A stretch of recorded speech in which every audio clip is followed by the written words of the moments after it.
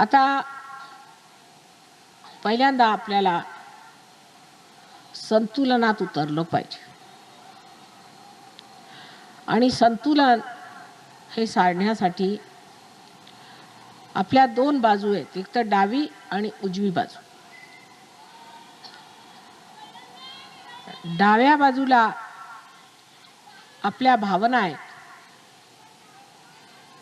किंवा इच्छा शक्ती आहे. शुद्ध इच्छा ही कुंडलिनी आहे, पण इच्छा शक्ती ही डाव्या बाजूला असते आणि उजव्या बाजूला क्रियाशक्ती असते. ह्यांच्यामध्ये संतुलन साधावं लागतं, तेव्हा मध्यमार्ग उघडा होतो. आता संतुलनासाठी सर्वांच्या आधी म्हणजे ध्यानाला बसण्याच्या आधी सांगायचं म्हणजे असं की सगळ्यांना डोळे पूर्ण वेळ बंद ठेवावे लागतात. त्याच्यात काय मेस्मरिझम नाही. पृथ्वी तत्वावर बसलेल्या लोकांनी जर जोडे वगैरे घातले असते तर काढून मागे ठेवावेत, एकीकडे ठेवावेत आणि डोक्यावरच्या टोप्या काढाव्या. नंतर चष्मा सुद्धा काढावा. आता डावा हात माझ्याकडे असा करायचा. तुम्ही आसनात असेच बसा, सहजासनात पाय पसरू, पायाला वेट नाही द्यायचा कोणचाच, आरामात. सहजासन म्हणजे कसे पाय उघडून बसायचे, मांडी अशी उघडून बसायची, पायाला आखडून बसायचं नाही, उघडून बसायची. आपण आरामात घरी कसं बसतो तसं, त्याला काही पाय वगैरे आखडून घ्यायचे नाही, अगदी आरामात.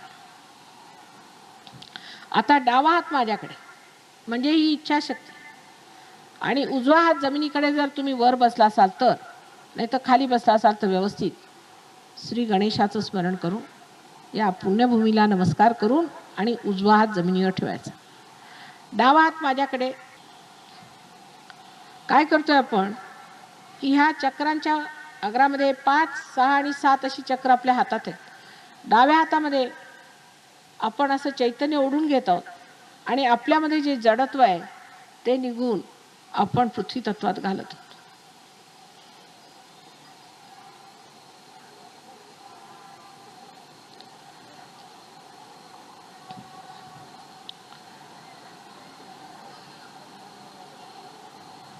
म्हणजे आपल्यामधले जे कुसंस्कार वगैरे असतील ते सगळे निघून जातील.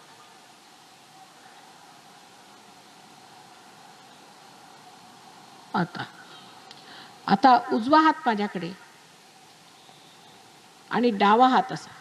राइट हैंड हमारी तरफ और लेफ्ट हैंड ऐसे. परत चूक होत आहे. उजवा हात माझ्याकडे, राइट हैंड हमारे, उजवा हात माझ्याकडे, डावा हात असा, असा नाही, असा मागे असं. ह्याबद्दल अहंकार करू नये की आम्ही केला तरी नाही केला तरी असं नाही, सगळ्यांनी केलं पाहिजे.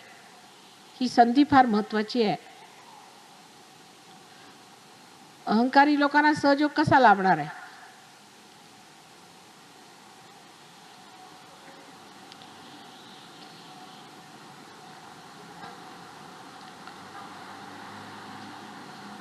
आता काय करतोय आपण की राईट साईड म्हणजे कार्यशक्ती आहे आणि त्यामध्ये जे अहंकारादी जे दोष येतात ते आपण आता आकाश तत्वात घालत आहोत.